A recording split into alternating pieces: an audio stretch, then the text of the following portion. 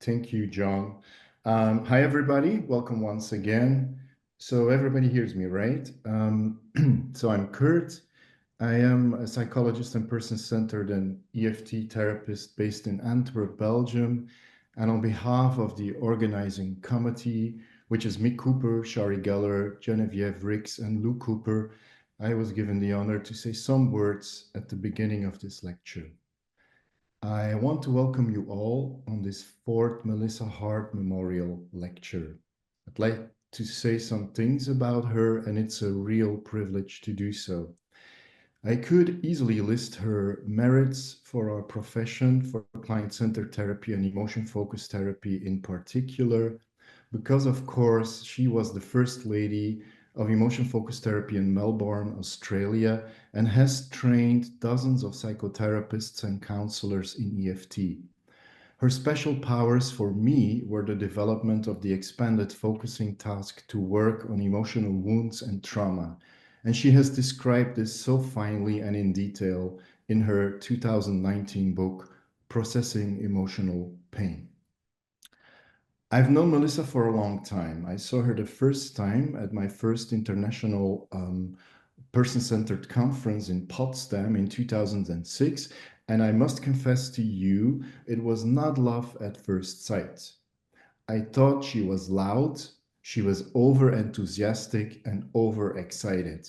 And I suspect that this certainly has to do with the fact that I had not yet overcome my Belgian personality disorder of just too normal, that is crazy enough, and that I could not savor the no worries made of the Australians.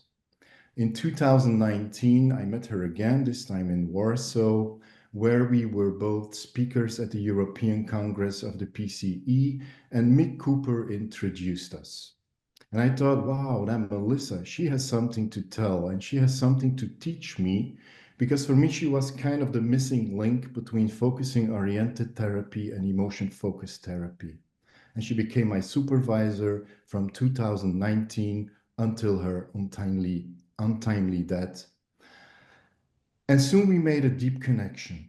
In the supervisions, I was able to personally experience the extended focusing task. They were enlightening, in-depth supervisions with a lot of space for my deepest needs in this field and not for superficial suggestions. She was a real mentor to me.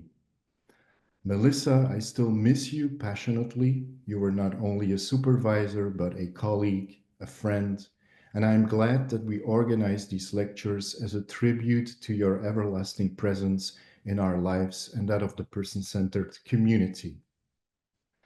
How appropriate that all proceeds from this memorial lecture will be donated to an Australian fund, the Australian Indigenous Psychologists Association, to support the training of Aboriginal and Torres Strait Islander psychology students in Australia.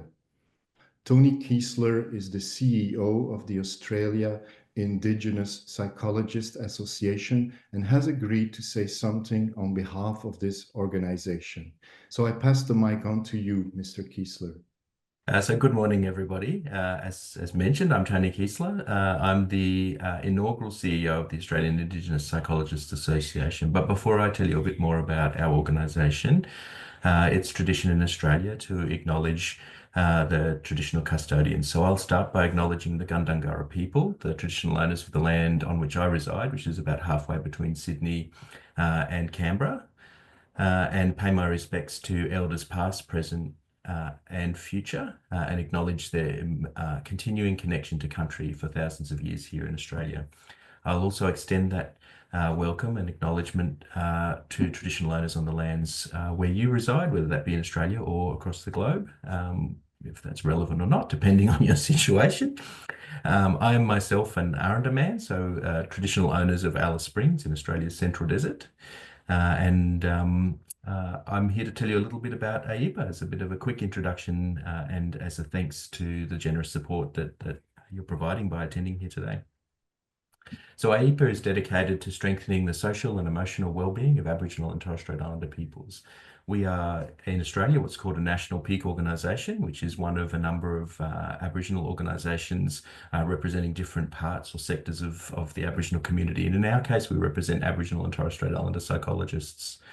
We serve as a voice to advocate for the profession, both Aboriginal and Torres Strait Islander psychologists and the broader profession, to champion culturally responsive and community-led approaches to mental health. AIPA is closing the gap in mental health outcomes between Indigenous and non-Indigenous Australians and addressing our national Closing the Gap target number 14 to reduce Indigenous rates of suicide by supporting Indigenous psychologists and integrating Indigenous ways of knowing, being and doing into psychological practice nationally.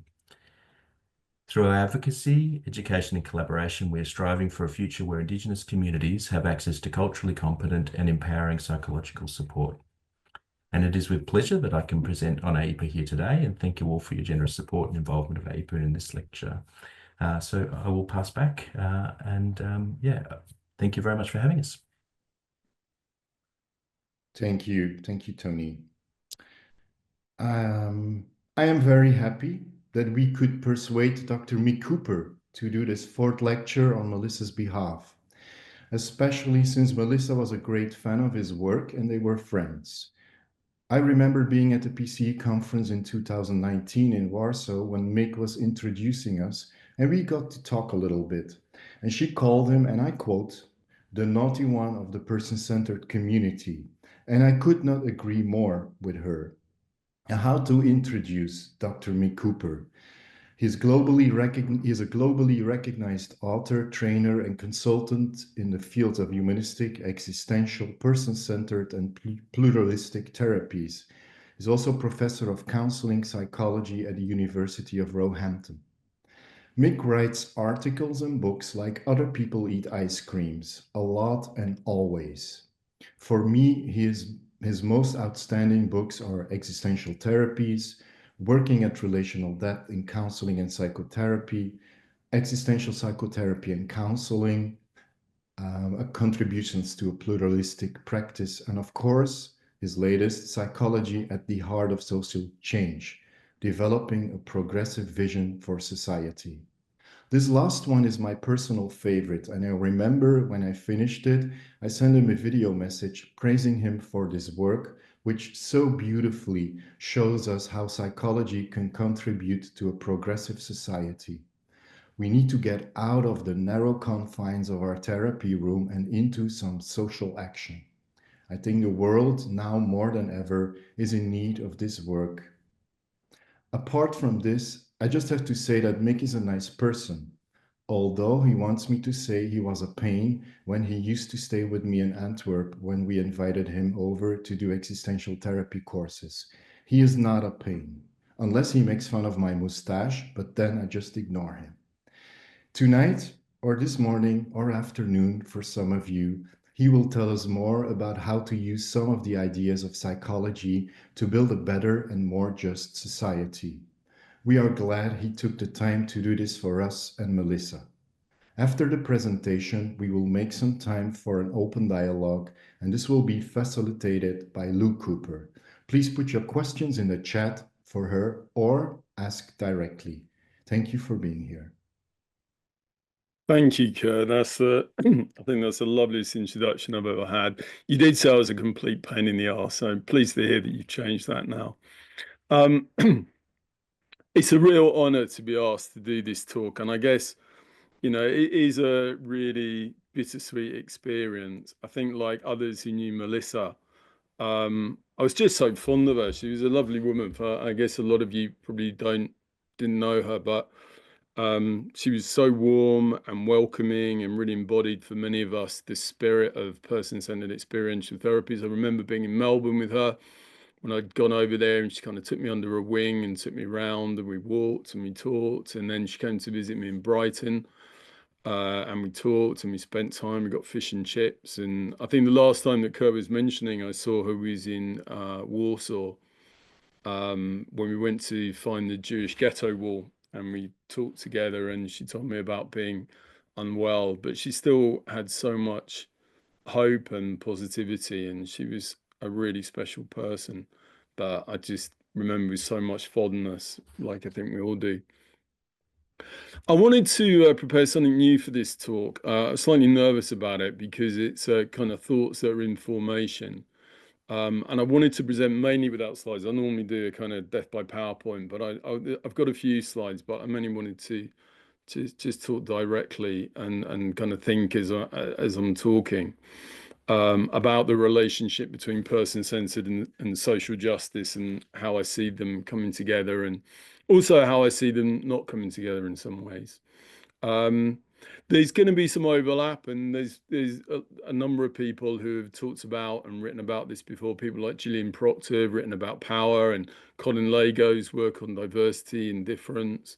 Gabe Barfield and many of our colleagues in the States, like Maureen O'Hara and John Vasconcelos, who have done work around piecework, and of course Carl Rogers, that I'll come back to.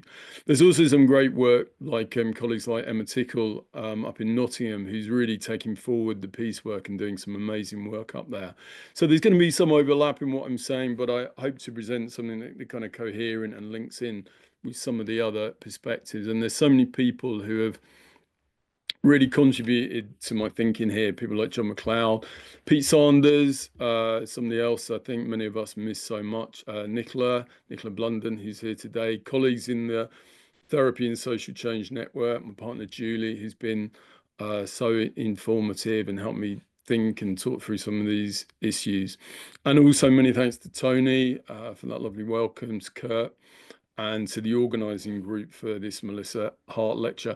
I also just wanted to say very quickly, so many thanks to John and Saz and Sebastian and colleagues at Online Events who've just done so much to support this and allowed all the money from this evening to go to charity. And you know, John and Saz, not just a business, but really lovely people who embody so much of what person-centered is about.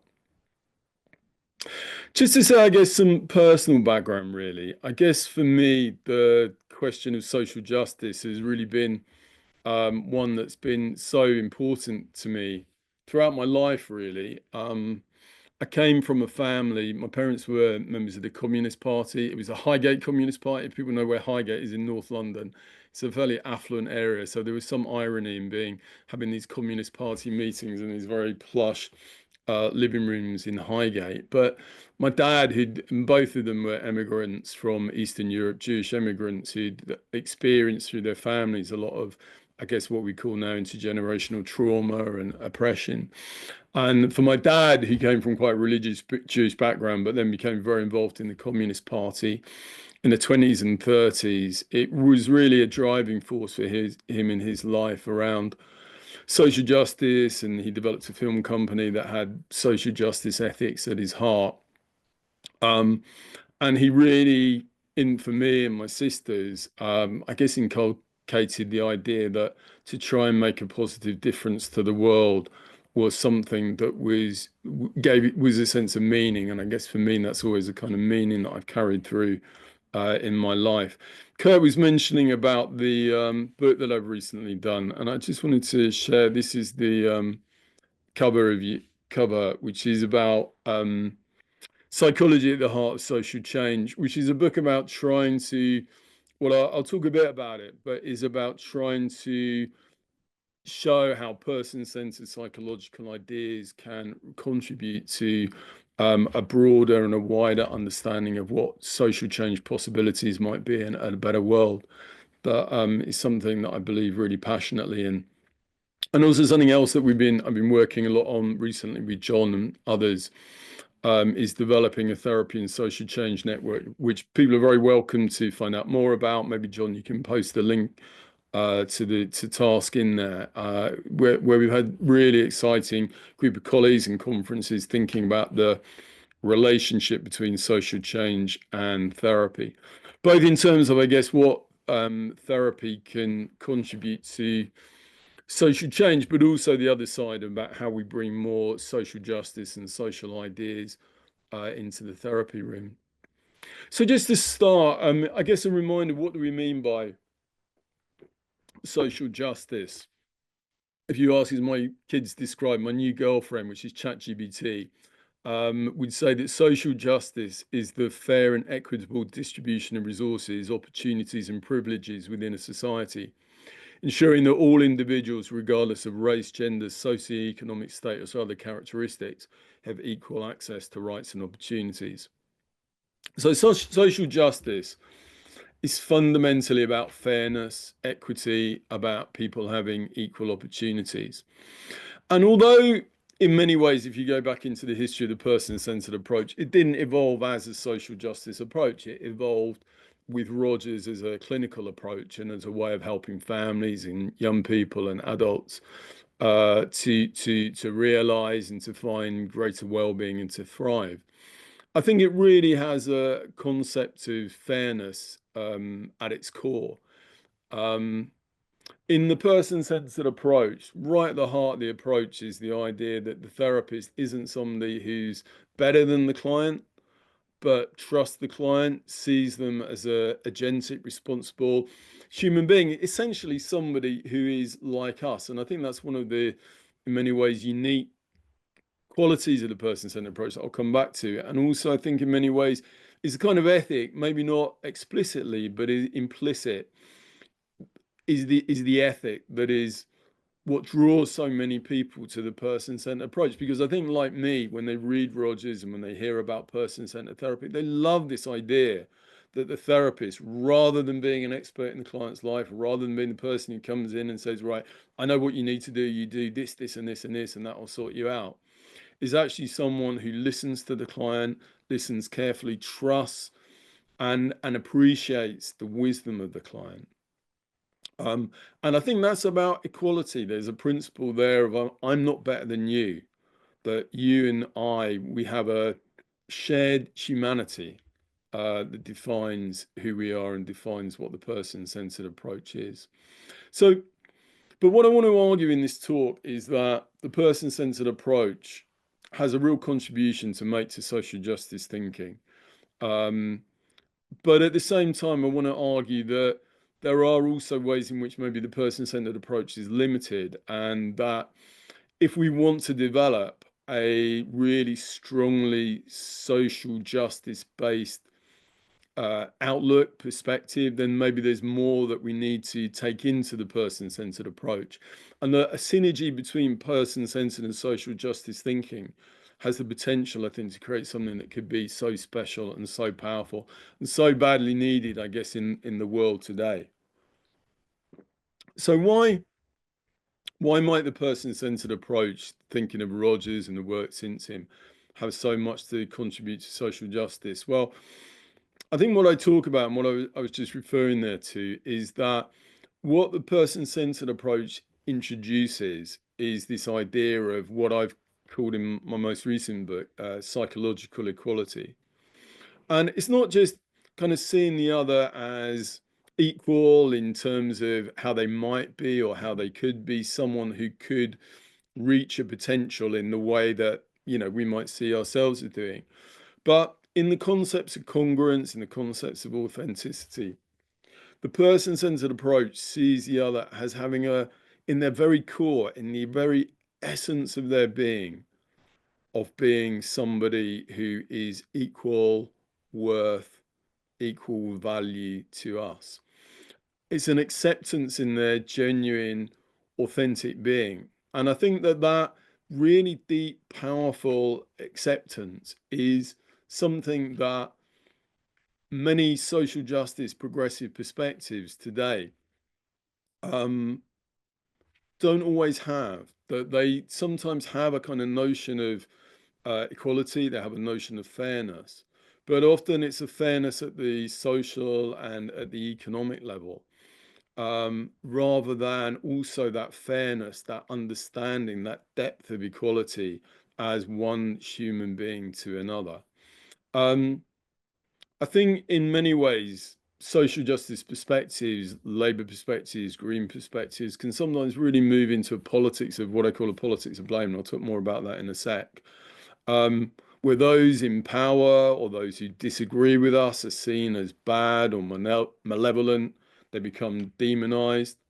You know, if you look at, for instance, how left-wing MPs, for instance, progressive MPs might talk in political debates or what we have in the UK Prime Minister's Question Time. I looked at if you look at election manifestos, the ways that, for instance, Labour left-wing people would talk about the Greens and the Greens talk about the Labour and people would talk about other progressive positions.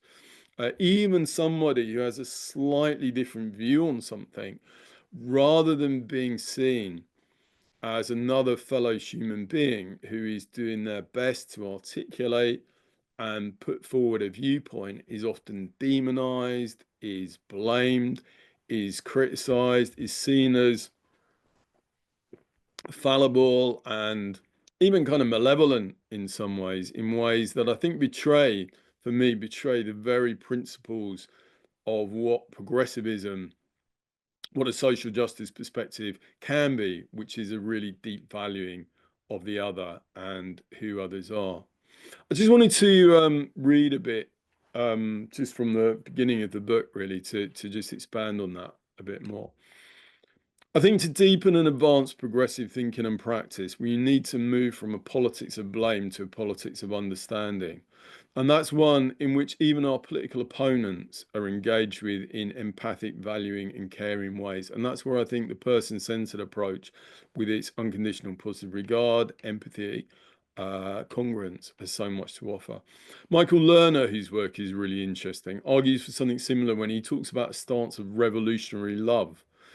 Lerner talks about this as a socialism of the heart. And he describes it as the love of life and all beings, embracing this world with all its complexities, heartaches, and joy. It's an approach that is caring towards everyone on the planet, even those whose behavior we hope will change, and towards the earth in all its magnificent diversity as well. This stance of radically accepting the other, whoever other, is really, I know, massively controversial in the progressive domain. You know, does it mean accepting Trump? Does it saying, wow, he's such a nice guy, you know, we can't criticize him? And it certainly isn't what I'm saying. But I believe that psychological equality is really essential to a social justice vision. It's that commitment to psychological equality, that commitment to seeing the other as equal, running alongside a commitment to economic, political, social equality. And what I mean by this is, as I was saying, is a kind of willingness to view the other, every other, as a human being like ourselves, with needs, wants, and experiences that are, in the words of R.D. Laing, intelligible, meaningful, in the words of Rogers, striving to maintain and enhance the being that they're legitimate from that person's subjectivity. It's an openness to putting ourselves in the shoes of the other and to taking the other's perception seriously, just as we want them to take ours. Bhaskar Sunkara, who wrote the Socialist Manifesto, said that at its core, to be a socialist is to assert the moral worth of every person, no matter who they are, where they're from, or what they did. And I think, in other words, when we engage with others from the assumption that we're right or good and they're wrong or bad, we betray what I think is a core principle of social justice thinking, that all people are of equal worth. And as I'll come back to later, I think that the person-centered approach gives us a way of moving beyond that politics of blame to one, whilst it can be challenging, whilst it can critique certain behaviors and say that certain behaviors are damaging, can still hold that worth of people, as we know the person-centered approach can do. So we start with a commitment to equality. We have to start with an understanding of the other as a fellow human being. Karl Marx, and in my book I went back to reading a lot of the early Marx, which I just love reading, and it's amazing sometimes you can't tell the difference between Marx and Rogers. They're so close in some ways. But Marx's favourite maxim as a humanist was "nothing human is alien to me," which is actually what many people say is the defining quality of humanism. Nothing human is alien to me. And that needs to apply from us to them, from left to right, as well as from them to us. And that principle of psychological equality means moving beyond the demonization of the other. It means moving towards a politics of holding and prizing the other, beyond seeing our political enemies as inherently evil, manipulative, deceitful, beyond the James Bond type world of baddies and goodies. It doesn't mean that we can't oppose people who act in oppressive ways. It doesn't mean we can't challenge them. It doesn't mean we can't even use force to stop them hurting others if we absolutely have to. But in all this, it means not turning the other into a monster. It means holding on to their humanity, the humanity of all, with a care, compassion, egalitarian spirit that's at the heart of a social justice vision. I think this belief in the kind of goodness and capability of human beings was really rooted in my own personal journey. When I was a child, and I used to go to school and tell my schoolmates that I was a communist, because of course my parents were, so I call myself communist too. The first thing people would say to us, well, yeah, that doesn't make any sense because, then you believe in money. And we'd say no. And people would say, well, that's not going to work because everybody would just go to a shop and take whatever they want. And I remember imagining people going to the local sweet shop and taking all the packets of sweets off the counter and stripping the shelves bare. But my sister and I used to always have a kind of pre-prepared answer, and we got into these debates. I mean, we were 7 or 8, which is ironic going into the person-centered film now, because we'd argue that, well, actually, people won't do that. People are inherently good, and it's money, it's society that makes people bad. But if you really trust people, people will act in good ways. And I think that conception of people as basically good is really still with me. I mean, I hope it's a bit more sophisticated and nuanced, but it does come from that person-centered commitment to psychological equality that I still believe needs to be and is at the heart of a progressive socialist green outlook, because it just seems to me deeply arrogant, patronizing, hierarchical to think I'm right, I've got the answers, other people are less moral, less capable, less right than I am. If I see the world in that way, if I see myself as right and the other is wrong, then how am I different from any other perspective that holds I'm right, I've got the answers, the other is wrong? I think a second reason why I believe in the kind of essential goodness of others and the value of humanism is that if others aren't good, aren't actualizing, don't have that potentiality, or aren't able to do that, then where does that leave progressivism? Because does that mean that a kind of social justice society would need to be enforced at the kind of endpoint of a gun, that we would need laws and regulations and force to constantly keep people within an equitable way of being? I think to have a positive, thriving, socially just society, we need alongside that vision, a vision that people can cooperate, people can work together, that people can do the best, given the possibilities and given the resources to do so. And again, I think that's where person-centered and person-centered humanistic thinking has so much to contribute, because that's so much at the heart of what we really think. And I think also, if we want to create a better society as progressives and social change people involved in social justice do, then we need to understand something of what people really do need and want, what really motivates people. And if we blame people, if we see people as demonic and bad and malevolent, and they're trying to do this and they're trying to do that, if they're trying to do things we don't agree with, then what we miss is a deeper understanding of others to create a better world. And some of the book, maybe naively again, my last book is talking about utopia. You've been doing a little story about what it might be like being in a utopian society. Really starts with the understanding that we need to go back and first ask, what is it that people need and want? And I think as person-centered therapists in the person-centered world, that's something we're doing all the time.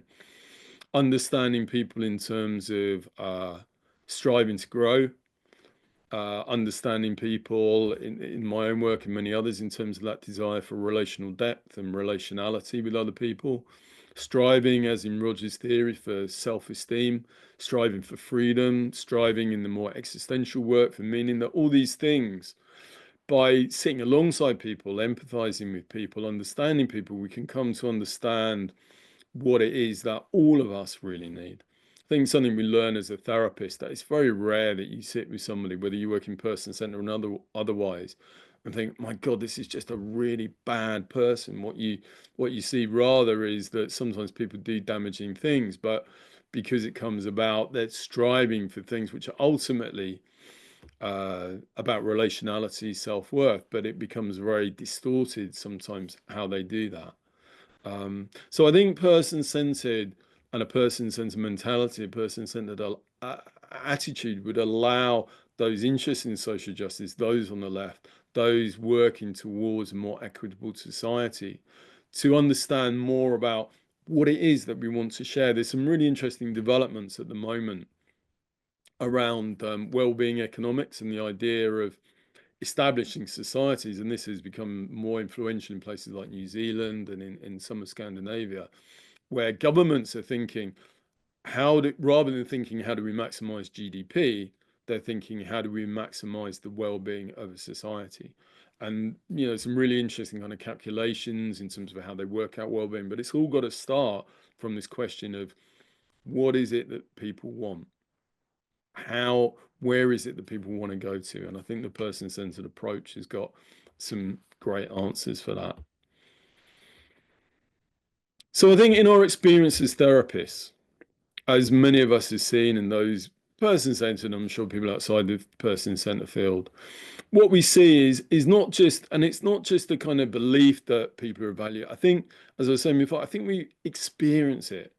We have a real sense when we're sitting with clients. I know for myself that when I'm sitting with clients, there's a powerful sense of another person striving towards growth, development, thriving, and not just for themselves, but also for others. I don't think I've ever worked with a client who's just thought about themselves. I've worked with clients who often struggle between the need for self and the need for others, but there's always some element of the other there in the self. And it's something that is experience. It's something that I think we kind of deeply know because we've been alongside it. And when politics and politicians, and again, people involved in social justice, think about what society needs and how it could look, to be able to draw on the wisdom. Of course, psychotherapists, person-centered therapists, we don't have all the answers. But I do think we have something very important in terms of that lived experiential sense of where people are striving to go to and what people are like at that very core. In that person-centered approach,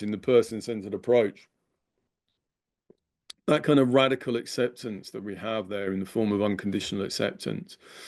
And it's not just in the person-centered approach, it's not just about a radical acceptance. It's also about a trust in the other that they need to grow and change, just as many of us would like to think we know, well, we have some sense of what it is we need to do. A belief in the other's actualizing tendency, that they are striving to maintain and enhance their being. That capacity for in-depth empathic listening and trusting the value and worth of the other's phenomenological experiencing. Being real in the relationship, seeing the relationship not as a hierarchy, but as something of two equal human beings. And also the value of and the possibility of genuine communication. So in many ways, that commitment to psychological equality is really deeply embedded in all aspects of person-centered work. And of course, we know that in Roger's lifetime, this commitment to meeting others through a lens of psychological equality was applied and extended to thinking about politics and thinking about social justice. I just wanted to share a quote from Rogers that Gay Barfield disputed a number of times and talked in a chapter on politicizing person-centered approach when Rogers himself talks about politics. And he says that, I find for myself, I'm most satisfied politically when every person is helped to become aware of his or her own power and strength, when each person participates fully and responsibly in every decision which affects him or her, when group members learn that the sharing of power is more satisfying than endeavoring to use power to control others, when the group finds ways of making decisions which accommodate the needs and desires of each person, when every member of the group is aware of the consequences of a decision on its members and on the external world, when each person enforces the group's decision through self-control or his or her own behavior, when each person feels increasingly empowered and strengthened, and when each person and the group as a whole is flexible, open to change, and regards previous decisions as always being open for reconsideration. And Rogers goes on to say, in some of my writings, particularly in my recent book, Carl Rogers on Personal Power, I've given examples showing the effectiveness of this kind of politics in the marriage relationship, the family, in schools, in workshops, in the management of a business. I do not know of any political party or government which operates fully on this basis, but I do believe there is movement towards more participation in government and a growing distrust of authoritarian institutions of every kind. So I do not despair. This political creed of mine does not grow out of any political tract or any general ideology. It developed out of my own experience, in which I discovered how richly rewarding it was to entrust persons with power, with responsible freedom of choice. I think we know from Rogers what he says there and from his work that he was deeply political and deeply committed through his ideas and through the person-centered approach to making a change at a wider level. And I guess in many ways that was most manifest in Rogers's peace work. Again, if I just go to slides, this is Maureen O'Hara talking about Carl Rogers's work. She said, in his last years, Rogers worked in over 20 countries, including South Africa, where he facilitated encounters between blacks and whites, Latin America, where North encountered South, Europe, where Eastern Bloc Marxists met Western humanists, Ireland, where Protestants met Catholics, in Rust, Austria, where he brought together diplomats, politicians, and peace activists from Nicaragua, the United States, and other Central American and European countries to consider the violence then raging in Central America, and to the former Soviet Union, where participants met each other in new and more open ways. I just really wanted to quickly just share just a little bit of a video of the steel shutter of Rogers working with an encounter group of people in Northern Ireland, just to show something of the kind of work he was doing and how he felt that person-centered had a real contribution to make at that wider political level in terms of, I guess, in terms of psychological equality, in terms of sharing a vision of people as being able to talk and listen and work together. I'm just going to share this. Hopefully the sound will come through. I'll just play a couple of minutes. So this is the work that he was doing in Northern Ireland, bringing together Protestants and Catholics. When you go into these things, I've found my own personal experience. You have to push your emotions away. You have to push them in the background, because if you dwell on them too long, you'll crack up completely. A lot of people have cracked up, and it does no good, you know. I guess you're speaking for yourself on that you feel if you dwell on it, you'll crack up. Mm-hmm. Yeah, you see, you have a steel shutter that comes down in your mind to try and you have this steel shutter that comes down inside your head, and I feel that this steel shutter, the real person's the other side of it, and you're this side of it, and you delve into a particular problem so far that things start happening that, that normally wouldn't be happening. I'm sure that's true. I guess I feel that here is a place where the person behind that steel shutter, I can well understand why you would have to pull that down. Oh, yes.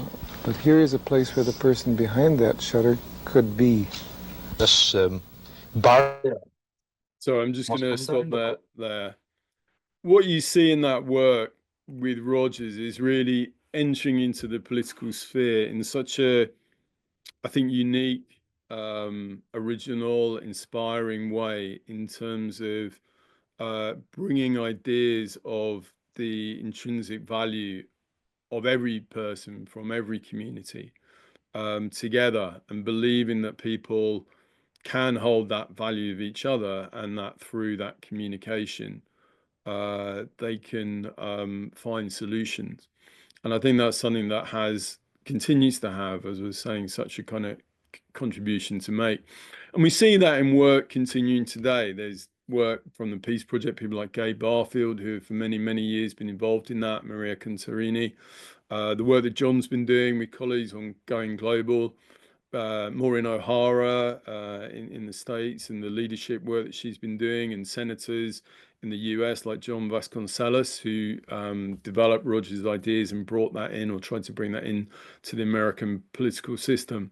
And as I was saying, there's some really interesting work around the Peace Project that people like Emma Tickle and colleagues are doing, continuing to develop the idea that person-centered principles and ways of being can bring together peace and justice and thriving across communities.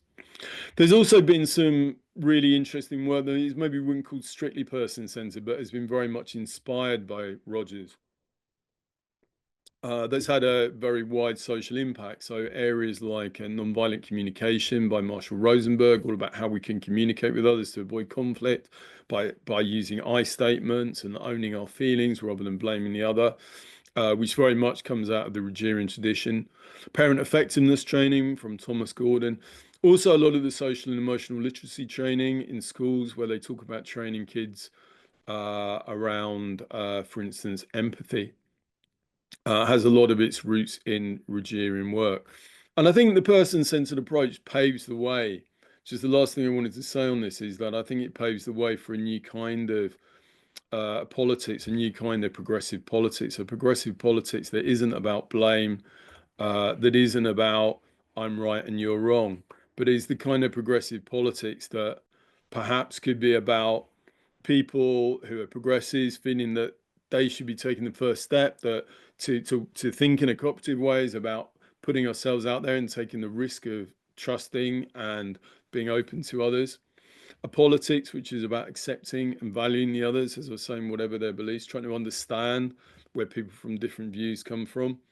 Engaging in genuine dialogue. Again, when we look at kind of political debates, so little of it is actual genuine dialogue, but learning from Rogers and people like Buber about what it means to actually have constructive dialogue. A politics that is about honesty and is about transparency, congruence, politicians who could recognize and be truthful when they made mistakes and also show vulnerability, who could be self-aware, and also, very importantly, politicians who can look after themselves and take care. We've worked quite closely with a group called Compassion in Politics, and it's very interesting to hear from them just how little self-care there often is in political circles.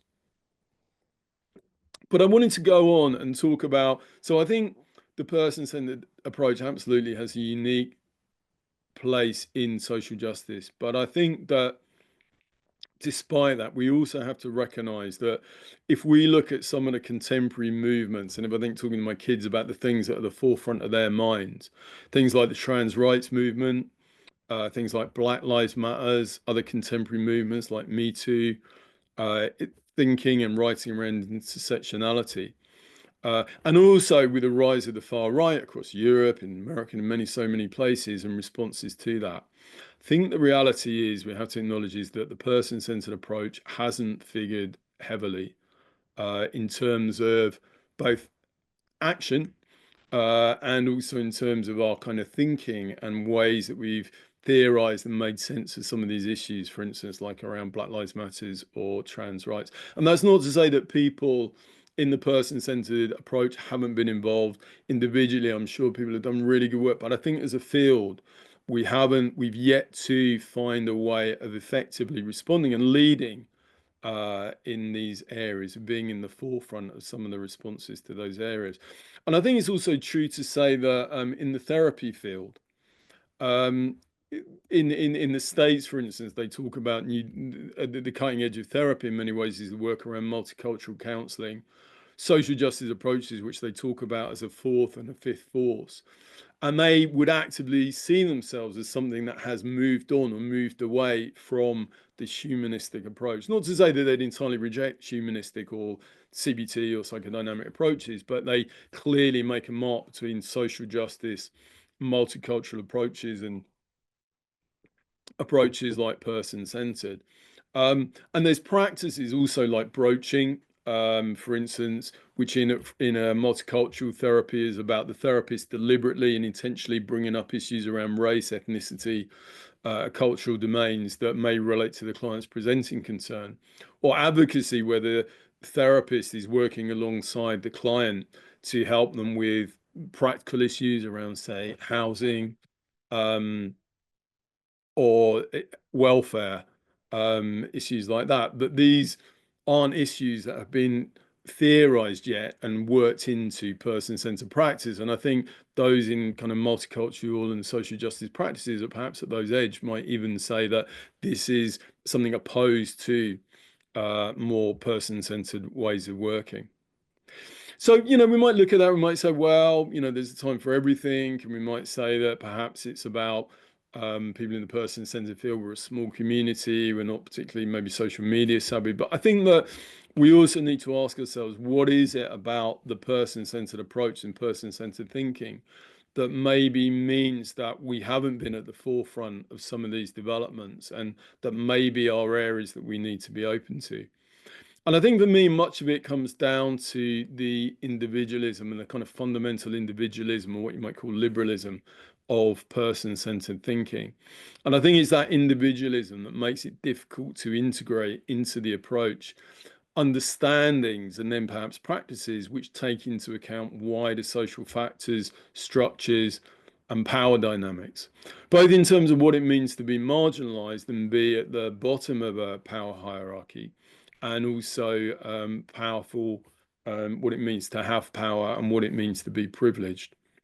I was talking about this with Emma Tickle just recently, and I think one of the things she was saying, and I thought was very insightful, was that perhaps person-centered approach is very good at the kind of individual level, and also in terms of universal human qualities, but where it perhaps isn't so strong is at that kind of meso level, in terms of people being members of classes, cultures, particular groups, and then the interfaces between those classes and cultures and the power dynamics that go on. And I think, as I was saying, a lot of this for me is rooted in the kind of individualistic ontology, the kind of model of the person that underlies fundamentally the person-centered approach. That, and again, I'm just going to share some slides here, that if we think about the kind of person-centered model, this individualistic model of the person, the basic idea within Rogers is that we come into the world as this experiencing organism, a bit like a kind of monad or maybe a kind of snooker ball, these kind of separate balls in space. And when we understand people in that way, we can certainly say that all human beings phenomenologically, experientially, are equal and should have equal rights and should have equal freedoms. And that's very much there in the kind of liberal ideology and way of thinking. But what is more difficult to conceptualize when we think about people in that individual, experiential, phenomenological ways, these phenomenological wholes, is how a priori pre-existing structures, cultures, unfreedoms, imbalances in social and economic power and resources, how that really comes in. If we start with this experiencing phenomenological organism, where then is the place for these kind of structures? And I think in many ways we can kind of compare it with a shift from a kind of Edmund Husserl, who developed phenomenology. His focus was to a great extent on this question of what is the individual experiencing. And as many of you will know, there was the move from Husserl to Heidegger, is that Heidegger developing phenomenology, this is the philosopher Martin Heidegger developing phenomenology, focuses less on experiencing and more on this idea of being in the world. And one of the key contributions of Heidegger, the existential philosopher in the 1920s and 30s, and really influential on so much contemporary thinking, is the idea that the being is not a fixed, finite monad, like a kind of this kind of snooker ball, but is much more our being is an openness. And in that sense of it being an openness, it's more a receptivity to the world around us, that we are embedded, or in Heidegger's language, we're thrown into a world. We're not a separate being in Heidegger's thinking in quite the way we are in certainly in some of the earlier Husserlian thinking. We are a being in the world. We are influenced and embedded within the world. Now, that is there in Rogers. Not certainly not to say that Rogers doesn't say that we are influenced by the world, but for Rogers, it's more that we come in as a whole being, and then the world kind of infiltrates us and affects us and damages us in many ways. Whereas for Heidegger and for many people who then follow on, postmodernists, feminists, many feminists, people writing, for instance, about sex and gender, like Judith Butler, multicultural thinking, post-humanistic thinking, is all founded around the idea that we are embedded, fundamentally embedded in the world. It's interesting to compare the Rogerian and the Heideggerian ideas of authenticity. For Rogers, we come into the world as authentic, becoming authentic, and then therapy becomes about going back to an authentic state. But for Heidegger, we are inherently inauthentic because we are inherently thrown into the world that is beyond our making. We can find some kind of awareness of where we are in that, but we can never be truly separate, as with this kind of intersubjective model of the world. One of the popular ways of thinking about that kind of embeddedness today is from Brofenbrenner. Many people will know the kind of ecological model, the idea that you have the individual and then you have the microsystem around them. I think that's like the kind of family, and then you have the community, and then you have these kind of different levels. And that the person is all these levels. There's not a kind of fixed individual who is separate from all these levels, but the person is fundamentally immersed in the world. So that when we, for instance, look at issues like kind of like race, like we think about the difference between black and white people, from a kind of liberal perspective, we might say they're equal. And I think that would be fundamental. But I think if we start from an understanding of people as embedded in classes and in structures, in powers, in hierarchies, then it's not just that people are phenomenologically equal, it's also that they carry the weight of different structures that they are part of. And to some extent, person-centered certainly allows that appreciation of marginalization, and I think it has enormous ability to understand what it means to be marginalized and that experience of oppression.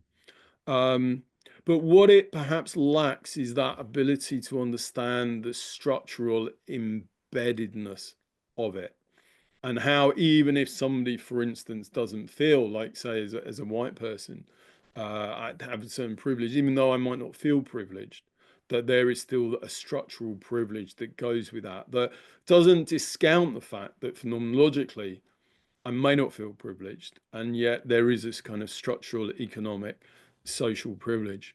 I mean, in some ways you might say, well, in a person-centered term, we do take into account the social factors in the sense that people have conditions of worth, and certainly somebody could have conditions of worth as a female or as a male, and that could influence them. But we're not just talking about conditions of worth here, because we're talking about economic, social, political, power-based realities that mean that there are disinequities that sit alongside the phenomenological experiencing, and also imbalances. And I think this has real implications for practice.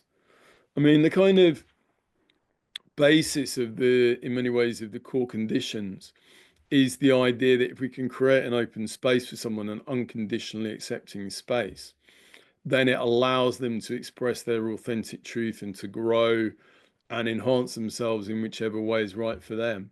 But it's kind of based perhaps on the idea that people are on an equal level to begin with. And if we start from a more embedded understanding, more contextualized understanding, that people are marginalized by things like social injustices, racism, poverty, that people are disempowered, then perhaps the work as a person-centered therapist isn't just about providing what you might call a kind of non-directive, non-intentional space, but actually needs to work to bring the person back up to perhaps the level of equity when we talk about social justice. And that's the kind of perspective, I guess, that people who advocate for social advocacy, broaching, recognizing the context would take, that people from a multicultural background would say, you can't assume that people are starting on the equal level. There is a disequality,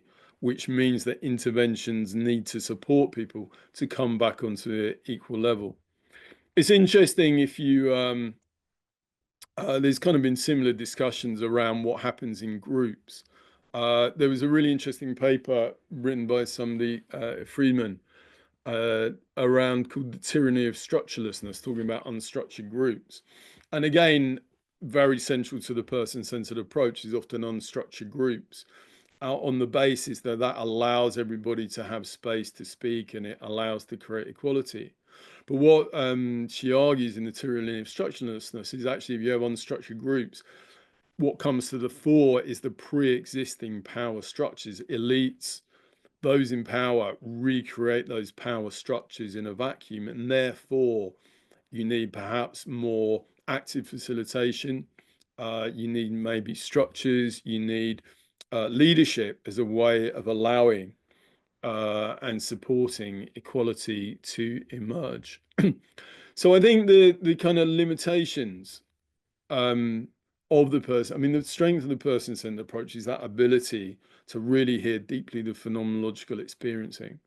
But there is also something outside of that, the a priori, the before those structures, that perhaps the person-centered, as it's developed, as it's practiced, doesn't fully take into account and raises challenges for the person-centered field. And I think that's why, because movements like Black Lives Matters, Me Too, have more what you might call a radical perspective, in some ways it's moved away from or moved on from or moved apart from what is a more traditional classic person-centered humanistic understanding towards one which does emphasize more power.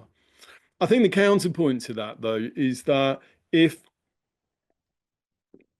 we move too far from that phenomenological understanding, that understanding of people as intelligible, if we just understand people in a structural sense, then we lose touch with the reality of people's experiences. And I know some people have argued that the kind of backlash against wokeism, so to speak, is because people feel that if they're being accused of racism or transphobia, for instance, or homophobia, that because it might not sit with their conscious phenomenological experiencing, they may feel that, and certainly this is not to suggest this is the only reason why there's been kind of the rise of the far right and the backlash, but perhaps there is something about people feeling that they then aren't understood because it doesn't match their phenomenological experiencing. So I think there is a need to find ways, and really the challenge, and I think it's a very exciting challenge, is to find ways of how do we hold on to, how do we combine, how do we create synergies with a deeply phenomenological, psychological equality that really values, respects, understands that experiencing of the other as a human being like me, but can also recognize that that sits within structures, powers that extend beyond the phenomenological experiencing. And for Rogers everything is subjective, and yet if we collapse everything into the subjective, we lose that intersubjective, we lose that structure, we lose that relational. So I just want to spend the last 10 minutes or so just thinking about some different kind of ideas about how we can integrate this. And I guess the first is just going back to what I was saying there. I think the challenge is to find some kind of structured, embedded, contextualized phenomenology to understand, to develop ways and to understand phenomenological experiencing and the actualizing tendency, that's striving for maintenance and enhancement of self, but to understand that within the structures, and not just the structures of conditions of worth, but also economic, social, class, cultural structures. As I was saying before, I mean, it's amazing how similar Marx was to Rogers. And I think Marx, in many ways, if you go back to some of his earliest writings, he really kind of leads the way in developing a kind of structural phenomenological humanism. for instance, this is just one quote from Marx. And actually, I think you find more of this in the early Marx than the later, which tends to be more economic. But for instance, Marx writes that all means for the development of production transform themselves into means of domination over and exploitation of the producers. They mutilate the labourer into a fragment of a man, degrade him to the level of an appendage of a machine, destroy every remnant of charm in his work and turn it into a hated toil. They estrange from him the intellectual potentialities of the labour process in the same proportion as science is incorporating it as an independent power. They distort the conditions under which he works, subject him during the labour process to despotism, the more hateful for its meanness. They transform his lifetime into working time and drag his wife and child beneath the wheels of the juggernaut capital. Obviously, this was written in the 19th century. But I think what Marx does there is that he combines that deep phenomenological understanding of a self-estrangement, a distortion, the distortion of the experiencing self, which Rogers absolutely talks about, and the subjugation that people experience. But rather than understanding it whole in psychological terms, Marx allows for some understanding of also how our social and economic conditions can impact and inform our phenomenological reality. And there's something for me about, and it's something that I talk about in Psychology at the Heart of Social Change, is it's something to do with the resources that we're in and how they create internal conflict. I think the relationship between economic resources is about having more and more constricted resources, and then psychologically, phenomenologically, what that does to us is that creates more internal conflict. It's a bit like, I think I seem to remember in chemistry, if you have a balloon and you squeeze it more tightly, the atoms kind of bounce up more and more against each other. It's where we don't have resources, as you know, from a Rogerian standpoint, we are actualizing beings, meaning that we are always striving to maintain and enhance ourselves. But sometimes that can go in different directions. There's different things that we want to maintain and enhance. In a previous book, I talk about directionality and the idea that we have these different directions.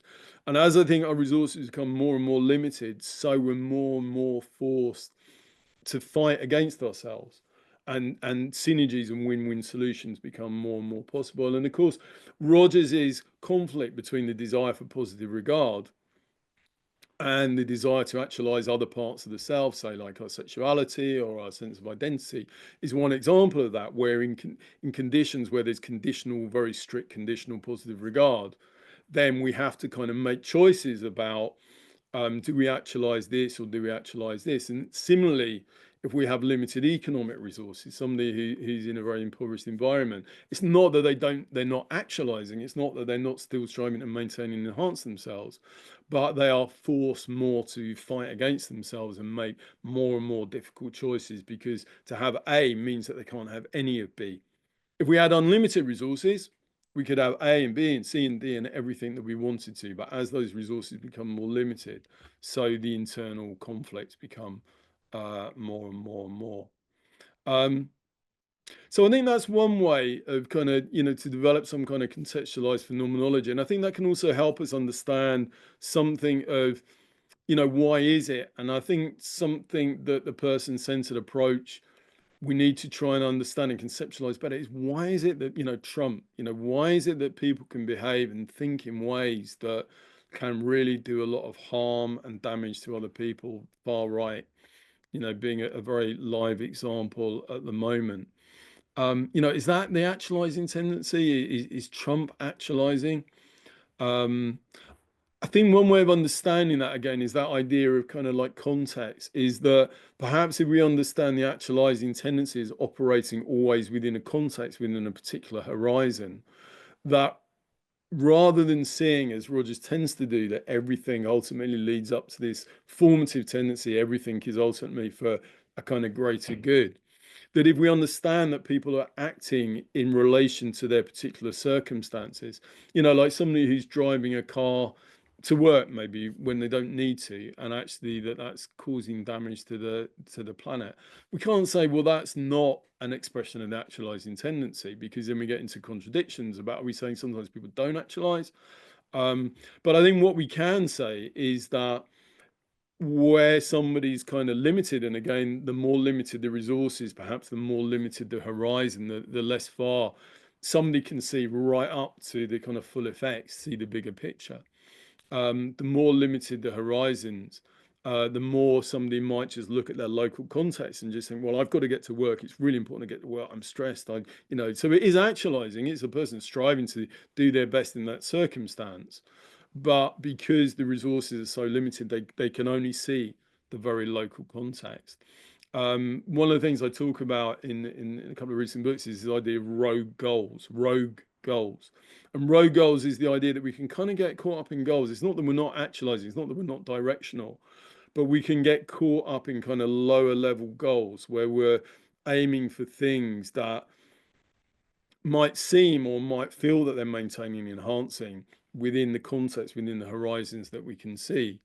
But within a broader horizon, within a broader context, they're not actually the best thing for ourselves. Classic example might be, for instance, using drugs. It's not that someone who uses drugs isn't maintaining and enhancing, they're striving.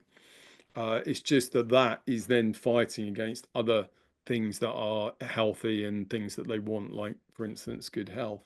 And we can think about that kind of going all the way up, that people in a community or people in a class can become focused on just the goals for that class, just what that class wants, and lose sight of the bigger picture. I'm just aware of the time, and I'm just want to talk about a couple of other things, and then I will come to an end, so we've got some time for talking. Just a couple of other things. One is about leadership.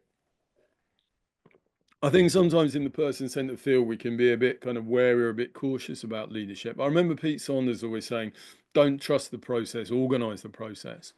And maybe if we take that idea of the risks of that actualizing tendency working towards local and lower level kind of goals rather than seeing the bigger picture, then we do need leaders.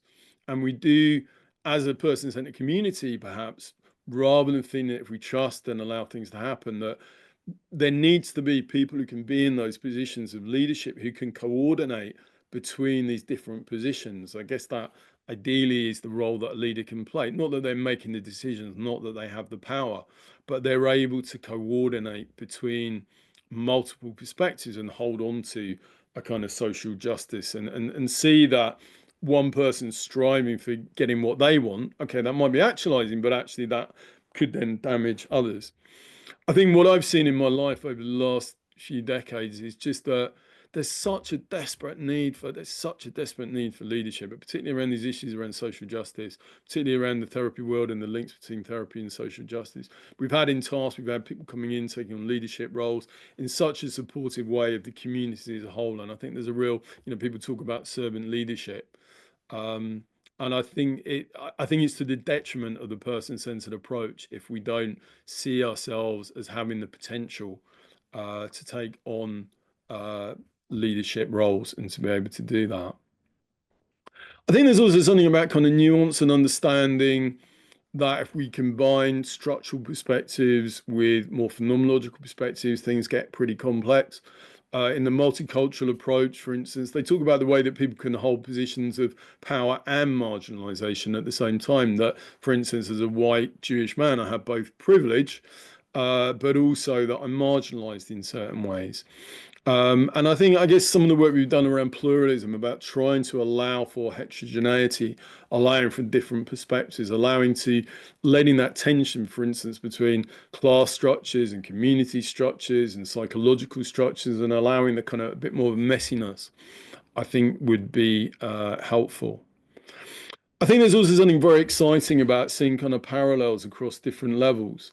Just the last slide I wanted to show you is just, we can think about, and again, I talk about this quite a lot in my recent book, it's just the idea that if we use the concept of configurations of self, the idea that we will have different voices and parts within us, we can then think about the parallels between what goes on at intrapersonal level, what goes on at, say, an interpersonal level, and also what goes on between communities or what goes on between nations. And what's really exciting is to think about what are the kind of processes that, say, as a person-centered therapist, we know work at that level, like prizing different voices, like empathy, like understanding, like kind of allowing for more kind of democratic structures.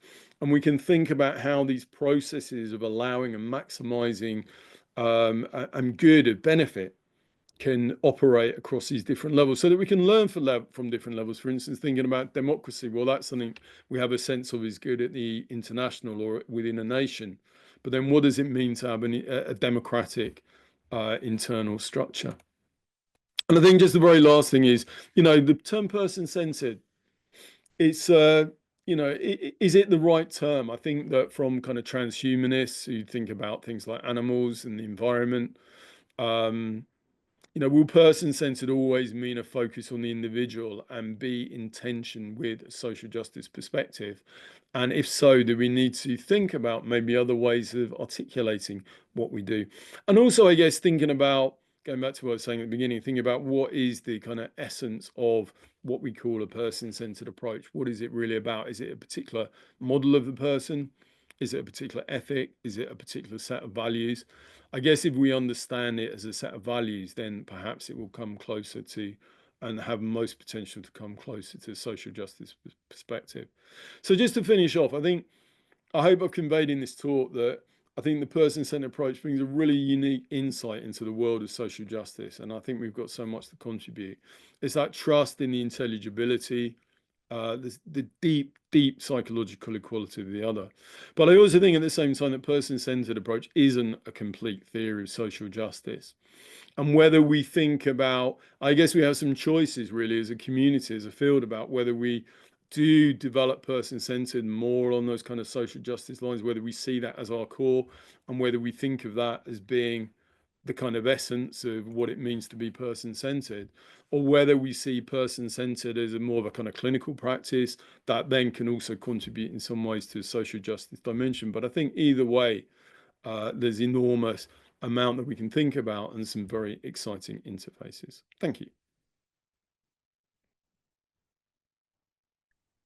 Thank you, Mick. I'd like to thank you on behalf of all of us for your words and for being one of the organizers of the process, if you want, through your words, your teaching, your writing.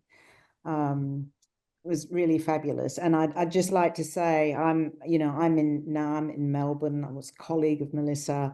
And I'd just like to say that Melissa would be absolutely thrilled that her name is associated with the address that you have just delivered. Yeah, she really would.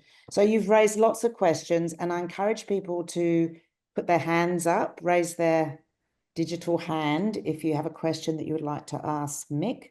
We have a bit of time. There's a couple of questions in the chat room, because you've raised a lot of questions here for us, I think, individually as therapists, questioning whether actually we are able to practice psychological equality in our work, or whether we kind of are kidding ourselves. And then in the broader perspective of, questioning how do we how do we bring a person-centered approach into politics and kind of engage in social justice that has a broader implication and a broader impact. But rather than me rabbiting on, I'll just bring this one first question to you from R&C. I don't know who R&C is, but someone here. The question is, how can this person-centered approach cut through the addictive nature of sticking to one's echo chamber driven by modern technology? Yeah, it's a good question, isn't it? And I think certainly within the person-centered field, within the therapy field, within our task field, there's always that danger of being in the echo chamber. I look to Buber. When Martin Buber writes about dialogue, that's one paper I've really encouraged people to read, is Martin Buber's paper about dialogue. And when he talks about kind of really genuinely being open to otherness, and really being kind of open to hearing other views, not pathologizing them, giving them space in our being, which is such a challenging process. And I think, however, whatever position we take, whether it's pluralistic or person-centered, there's always that desire to kind of confirm what we already think is true. And I guess that's where, awareness comes in, openness, these are our core person-centered values, though. And I think, you know, we can, you know, a person-centered world, we're not always great at it, but I think everybody struggles with it. And I think if we can really challenge ourselves and embody those person-centered principles, again, that I think has a lot for us to contribute. But it's a really good point, and it is a really ongoing challenge. Hannah, would you like to ask a Hi, question? Hannah. Hello, does that work? It does. You disappeared somewhere. Okay, there I am. Oh, there you go. So this is a question about leadership. You were just talking about it at the end. I work for an organization getting bigger, and we work with young people, and we get more and more NHS funding as we get bigger. And I've noticed that as we get bigger, the leaders get less honest, and that everything becomes shinier and more wonderful, and we become able to perform miracles in 7 weeks. And I don't understand how you get leaders who can get funding, who tell the truth about the reality of working with all sorts of young people, but also economically disadvantaged young people for whom you cannot transform their lives in 7 weeks. So to tell the NHS funding body, we do what we can in 7 weeks, and it's more like trying to put out a couple of the fires, can we still have the funding? It doesn't seem to work that way. So now it seems like all that kind of talk is banished. How do you get leaders to be honest and also still get the funding in order to do the work? So the idea of the servant leader, including honesty rather than shiny and wonderful. That's it. I know exactly what you mean, and it's a brilliant question. It's a brilliant point, and I think it's I mean, I guess the answer is that it's a spectrum, and it's not an all or nothing, and it's not, you know, there's more than those two options, and it's about shifting the dial more towards that honesty leadership, and hopefully if we shift the dial more in that direction, then it becomes more acceptable and people value that honesty, because I guess that shiny stuff at some point it falls apart and people see through the bullshit and recognize that in the long term, recognize that actually, you know, there isn't the substance there. I think I'd like to think that in leadership we are, you know, there are people who can lead. I mean, it's been interesting seeing politicians and MPs being more honest at times about themselves, like about their mental health, and actually they get a lot of respect for that. But I think it's going to take a lot of us working in these fields and being involved in these fields to try and call out and kind of recognize when things aren't true and move together towards something that is more authentic. It's really hard, Hannah. It's like the last, you know, it's really hard. And I think there are these challenges, but I think there are possibilities for moving together, but no easy answers. I wish I had an easy answer. I wish I knew the answer to your question. Joy. Hi. Hi, Joy. From a personal note, I have a long history of social justice. I was born in South Africa, lived in Australia, lived in New Zealand, and did a lot of work, creative work with the First Nations people in all the countries. And, you know, I'm now new to psychotherapy. I'm in my master's degree at the moment, moving on to a doctorate. But what has become evident for me in my learning is that, you know, talking about our difference and our lack of understanding and knowledge of a person of color's experience in the therapeutic room is kind of political. And the way that I raised it at uni was talking about it in contracting in a way that acknowledges the power differential, not only in our color, but in our learning, in our privilege, in our everything, and that you made it a real part of contracting. And also from a different perspective, like Bohart's concept of the inner critic, like he talks about that inner voice, being a critic, you know, and that's a place where we can actually have real discussions about difference. You know, I'm not sitting here from a place of privilege. I really want to understand what you have to say. Yeah. I just wanted to get your thoughts on that. Yeah, thanks, Sharon, for sharing that, Joe. I mean, I think there's some really important points and practices there. I mean, the work around multicultural, and I don't know, John, if you've got that reference, but there's work by Managabon Rats and people around multicultural competencies, where they've just done some brilliant work around thinking about these kind of issues about how you bring in power and the competencies needed in American Council. I think it's such a shame that that kind of work isn't well known in the UK. And it's, it sounds like, because it is a kind of a line with what you're talking about. But then when you bring in things like the inner critic, then that starts relating to things like emotion focused therapy and how we bring that in. And that is really exciting to think about, how do we bring in the inner critic to think about multicultural issues? What is the role of our own inner critic in relation to other, kind of marginalized groups? As a privileged person, what is the inner critic? What value might the inner critic have in terms of helping us think about our privilege? But can we do that in a way that is both challenging and not blaming? Really fertile area there, Joy. And, I really hope you kind of go on to explore these kinds of questions, because I think it's so important and it's such a cutting edge of the person-centered approach. Thank you. Thank you, Joy. I'm not quite sure how to be person-centered in choosing who asks the next question after everything that's been said, but Manuel, I think this will probably be the last question.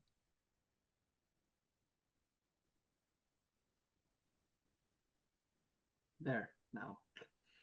Hi, Mick. I wanted to have a couple questions. The first one was whether you have awareness of any institutions, being in the government or NGOs, that are already carrying out work, practical work, based on the person-centered approach. Can I just stop you there, Manuel? So I think the one that for me comes closest is this group called Compassion in Politics, run by Matt Hawkins and Jennifer Nadal. And John, I don't know if you can put the link to Compassion in Politics there, but in the UK, they're doing some really interesting work in the government. Comes from a kind of compassion-focused therapy background, but bringing in ideas of compassion and empathy and working with politicians around mental health issues. I think they're doing some really exciting work that then links to the Global Compassion Coalition, but I'm sure there's much more that's needed. Okay, thanks. And the other quick question is, like, seeing the video about Northern Ireland, for instance, where there's groups that have hurt each other for so long and are in this massive conflict when there's a lot of personal grievances that happen. I can see basically using the person-centered socially for justice as a mediator between conflicting groups in a context like this. But would you envision any other way that this could be offered to create more social justice in convoluted contexts? Yeah, I mean, I think, do you mean it like in other contexts where you could use those person-centered practices? Yeah, for instance, in situations where you have communities that are clashing constantly, is there any other thing besides being a mediator that you will think? I think being in that mediating role can do a lot. And I think there's people who have developed those practices. But I think in a way it comes back to this issue of leadership, that we also need to put ourselves out there. And these skills won't necessarily kind of naturally flow out. I think we need to take on those roles. And also, through dissemination of things like nonviolent communication, without actually kind of sitting down with people, the more that we can disseminate those ideas around empathy, person-centered ideas into the general culture, that communicating in a particular way can be of benefit and can resolve conflict. I think there's a lot of potential there as well. So I think that, I do think there's a lot we can do, but we need to be proactive about it. I think people aren't going to necessarily come to us. I think we need to, kind of lead and go out. Thank you, Manuel.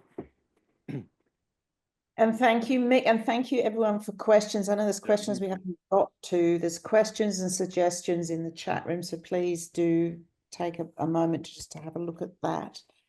Mick, thank you so much. I'm just going to pass over to Kurt to close the event. We try and close on time. I think we may be able to do that. Thank you so much, Kurt. Thank you, Lou. Okay, so the only thing I have to say is thank you, Mick, for this very interesting talk. Thank you for everybody for joining us, and thank you for helping us to keep the spirit of Melissa alive. So, bye-bye.